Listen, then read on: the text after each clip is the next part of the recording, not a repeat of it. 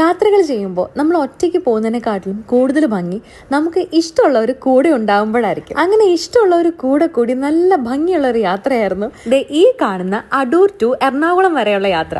നേരം പരപരാന്ന് വെളുത്തപ്പോഴേക്കും ഞങ്ങൾ 4 പേരും കൂടെ 2 വണ്ടിയിലാട്ട് യാത്ര തുടങ്ങി. യാത്ര എന്നൊക്കെ പറയുമ്പോൾ നിങ്ങൾ വിചാരിക്കും വല്ല ഉല്ലാസ യാത്രയായിരിക്കുന്നു. പക്ഷെ അതല്ല.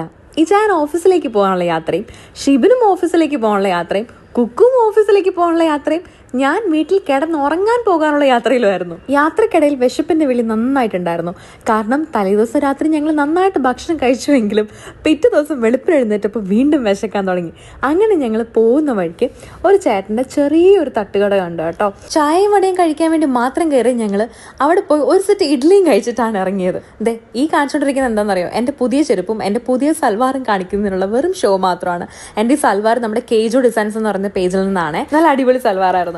അങ്ങനെ ഞങ്ങൾ അവിടുന്ന് പ്രഭാത ഭക്ഷണമൊക്കെ കഴിഞ്ഞ് എല്ലാവരുടെയും യാത്രയൊക്കെ പറഞ്ഞിട്ട് ഓഫീസിലേക്കും ഉറങ്ങാനും വേണ്ടിയിട്ടുള്ള യാത്ര വീണ്ടും ഞങ്ങൾ തുടരുകയാണ്. യാത്രയുടെ തുടർച്ച പൂർത്തിയാക്കുന്നതിന് മുമ്പേ ഞാൻ ഉറക്കത്തിലേക്ക് വഴുതി വീണുപോയി.